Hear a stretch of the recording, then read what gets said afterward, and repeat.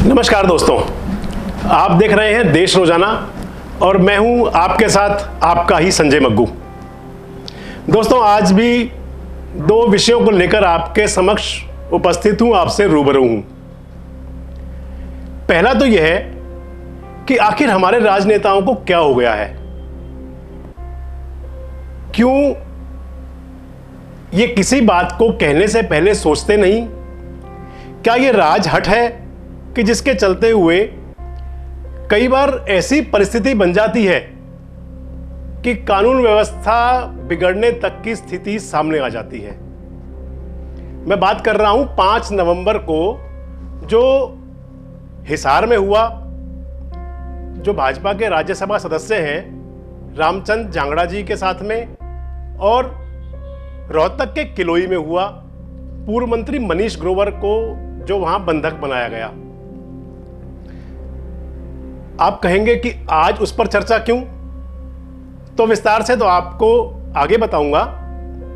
और दूसरी जो मैं चर्चा आपसे करने जा रहा हूं वो यह है कि एलनाबाद उपचुनाव का जो परिणाम है, जो 2 नवंबर को आया था, उस परिणाम से निकला हुआ जिन्न अभी तक भी लोगों को, खासकर राजनीतिक दलों के लोगों को परेशान कर रहा है।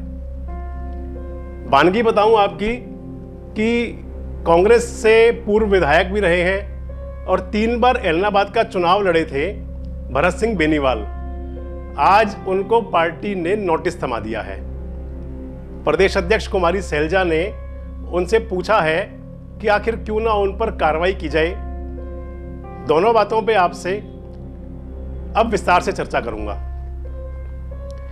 दोस्तों, 5 नवंबर को प्रधानमंत्री नरेंद्र मोदी केदारनाथ गए थे। केदारनाथ में भगवान बर्फानी के, नीलकंठ महादेव के, भगवान शिव शंकर के उन्होंने दर्शन किए और लगभग मंदिर के अंदर, केदारनाथ जी के अंदर उन्होंने कई घंटे का समय गुजारा। प्रधानमंत्री जी ने चर्चा भी की कि किस प्रकार से जो केदारनाथ में त्रासदी हुई थी, उसके बाद वापस केदारनाथ जी के मंदिर को बसाना, केदारनाथ जी के मंदिर की पुरानी जो उस समय की कह सकते हैं, उस त्रासदी से समय से पहले का जो मंदिर का वातावरण था, मंदिर का जो भवन था, मंदिर का जो माहौल था, लोगों की जो आस्था थी, वह वापस आए। यह एक बहुत बड़ी बात थी।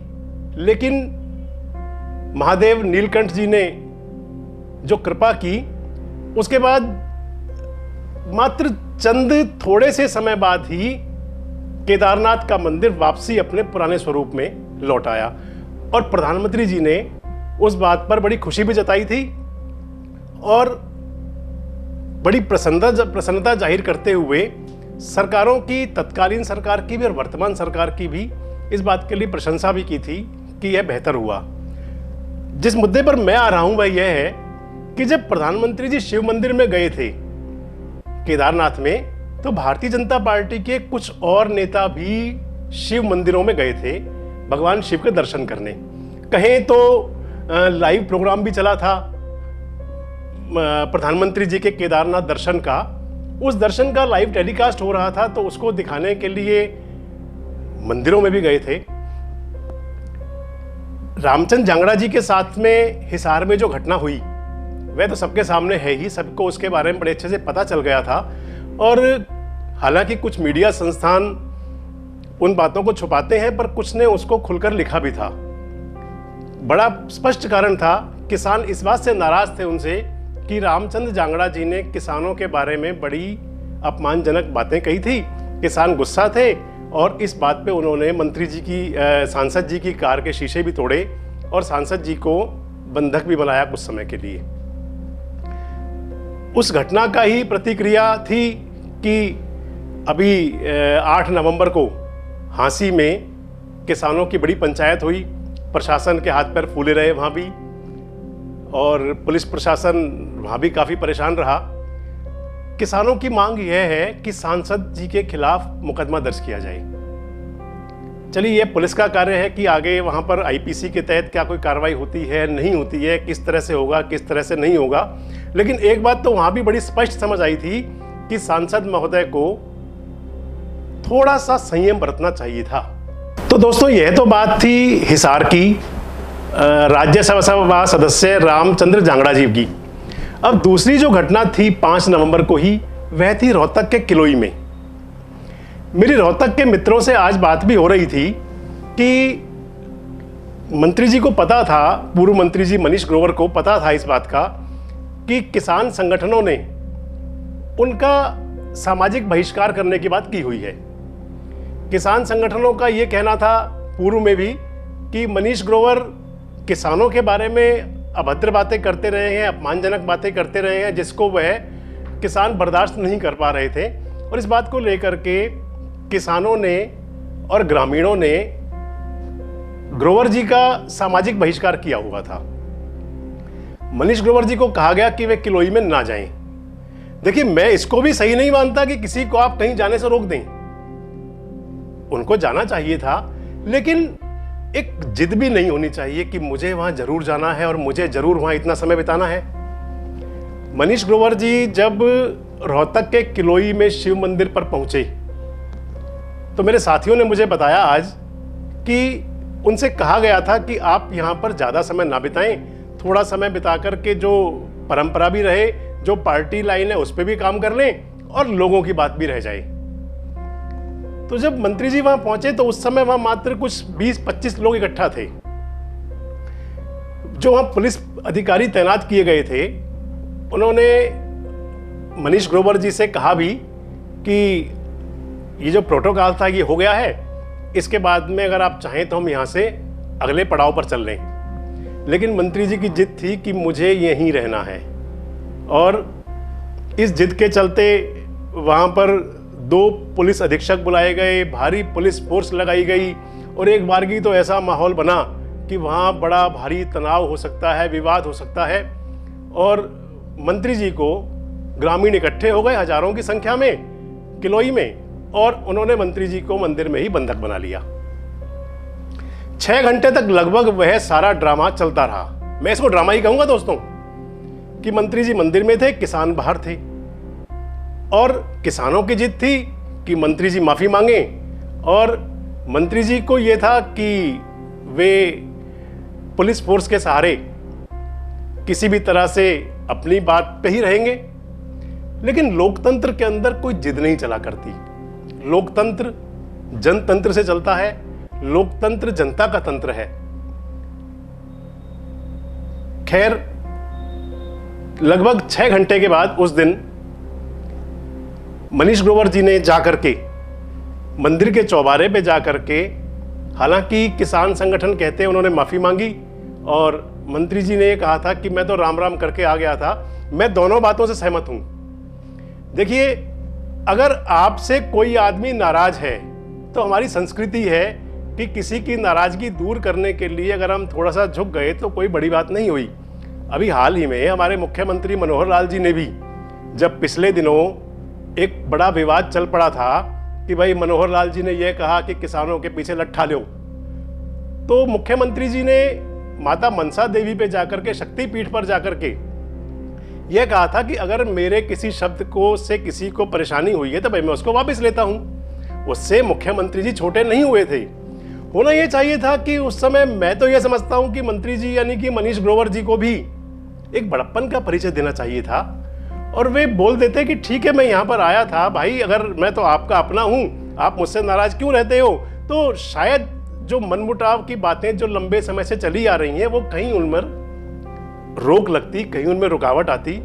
लेकिन शायद पता नहीं, राजनीतिक लोगों को, राजनीतिक दलों से जुड़े लोगों को, और मैं समझूं खासकर जो सत्ता से जुड़े लोग हैं, उनको जाने क्यों ऐसा लगता है कि वे अपनी जिद भी कायम रखेंगे, जो वे चाहेंगे वो करेंगे। देखिए, मेरी अपना मत है, ये मेरी अपनी सोच है कि आदमी जितना ऊंचा उठता है उतनी उसमें नरमाई आ जानी चाहिए। अच्छा हुआ वहां पुलिस ने इस मामले को संभाल लिया, पुलिस प्रशासन ने वहां जागरूकता दिखाई, और कोई बड़ा विवाद होने से टल गया। मान लो कि अगर वहां पुलिस बल प्रयोग करती और किसानों की तरफ से कुछ होता तो कोई बड़ी जनहानि भी तो हो सकती थी। केवल अपनी जिद पूरी करने के लिए मैं तो नहीं समझता कि वह सब कुछ ठीक था। हालांकि उसके बाद में भी रोहतक के सांसद जी ने भी एक बड़ा ही गरमाने वाला बयान दिया कि जी जो कोई ऐसा करेगा मैं वैसा कर दूंगा। मैं तो उस भाषा पे जाना भी नहीं चाहता, क्योंकि मैं नहीं समझता हूँ कि वो राजनेताओं की भाषा है, वो जनप्रतिनिधि की भाषा मैं नहीं समझता उसको। मैं तो यही बात कहूँगा कि जो लोग ताकत में है, बेहतर है कि वे जन की बात को समझें, जन की बात को मानें। कानून वापस लेने हैं या नहीं लेने, ये किसानों के और सरकार के बीच का मुद्दा है, और उस पर जो भी एक फैसला होगा, और हालांकि अभी तो सुप्रीम कोर्ट ने उस पर रोक भी लगाई हुई है, लेकिन चलो किसानों की अपनी जिद है, वे भी बैठे हुए हैं, पहले से मामला काफ़ी शांत हुआ है। मैं तो ये कहूँगा अगर दोनों पक्ष थोड़ा बड़प्पन दिखाएंगे तो ये जल्दी ये मामला पूरी तरह शांत हो जाएगा। दोस्तों, दूसरी बात एलनाबाद के उपचुनाव की। एलनाबाद का उपचुनाव, देखो दो बातें तो रही जरूर कि दो चाचा भतीजों के बीच में तो यह बहुत अच्छा, लोगों के लिए तो एंटरटेनमेंट हो गया, और वैसे तनाव बढ़ाने वाला रहा है। आज कांग्रेस पार्टी ने वहां अपने पूर्व प्रत्याशी भरत सिंह बेनीवाल, जो वहां विधायक भी रहे हैं, 3 बार एलनाबाद से चुनाव भी लड़े हैं, उनको कारण बताओ नोटिस जारी कर दिया। कांग्रेस की प्रदेश अध्यक्ष कुमारी सैलजा ने उनको जो नोटिस जारी किया है उसमें लिखा है कि आपने पार्टी के अधिकृत प्रत्याशी पवन बेनीवाल के पक्ष में पूरी तरह से कार्य नहीं किया। वैसे यह बात तो होती है पॉलिटिकल लोगों में, खासकर कि जब टिकट कट जाती है ना तो उन्हें पीड़ा तो होती है। भरत सिंह बेनीवाल जी 3 बार चुनाव लड़े थे कांग्रेस से, हालांकि उनके सामने पवन बेनीवाल थे, पवन बेनीवाल उनके भतीजे हैं। अब की बार पवन बेनीवाल जी भाजपा छोड़ करके कांग्रेस में आ गए। खैर, पवन जी के लिए मैं एक बात कहूं अगर तो, कि तीबे जी चले थे चौबे बनने, वो दूबे बन के लौटे। उनकी ना तो वोट ही बढ़ी और सीट मिलनी नहीं थी। भारतीय जनता पार्टी में वो सत्ता में थे, कांग्रेस में आ गए। खैर, वो उनका अपना पर्सनल फैसला था, अपना निजी फैसला था, और ये सभी को अपने फैसले लेने का हक है।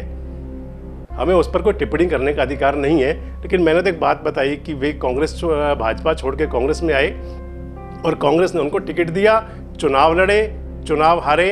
अब चाचा भी नाराज हुए, हालांकि नाराज तो चाचा भतीजे पहले भी रहे थे, पहले भी आमने सामने चुनाव लड़ते रहे थे, लेकिन अब की बार उनमें फर्क ये था कि टिकट कटने की टीस थी। मैं समझता हूं भरत सिंह बेनीवाल जी के मन में कहीं ना कहीं, हालांकि उन्होंने चुनाव प्रचार किया 2-3 दिन, लेकिन बाद में उनके कान का ऑपरेशन हुआ और वो हॉस्पिटल में एडमिट रहे। अब वो बीमार तो थे ही, परंतु फिर भी वही है कि इलाहाबाद में क्योंकि चुनाव के हार के कारण ढूंढ रही है कांग्रेस, तो पहली जो गाज गिरी है वो भरत सिंह बेनीवाल जी पर गिर गई है। बता दूं, भरत सिंह बेनीवाल चौधरी भूपेंद्र सिंह हुड्डा के बहुत नजदीकी हैं।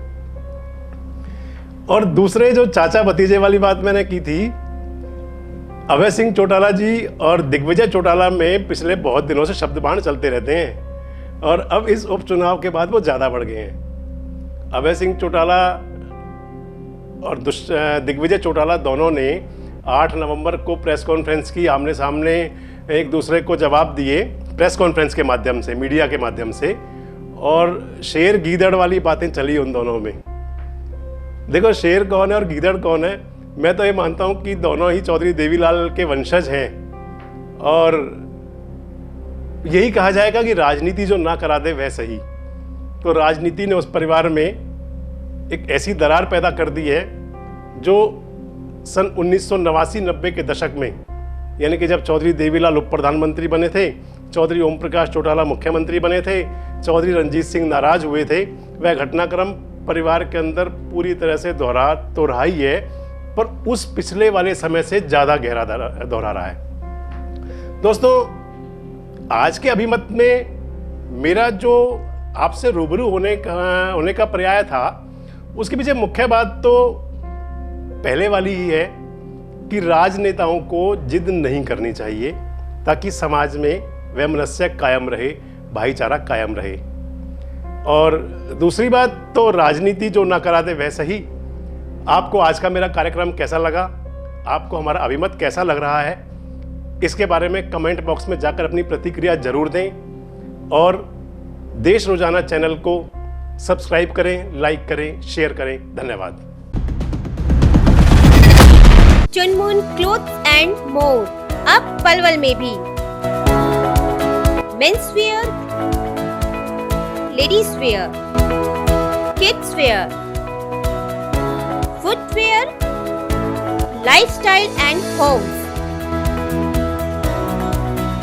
Diwali offer shop for ₹3,500. Get trolley ₹1,999. Shop for 2,000. Get duffel bags worth ₹1,299. Chunmun Store, Agra Chowk, Palwal. Contact 9996006295.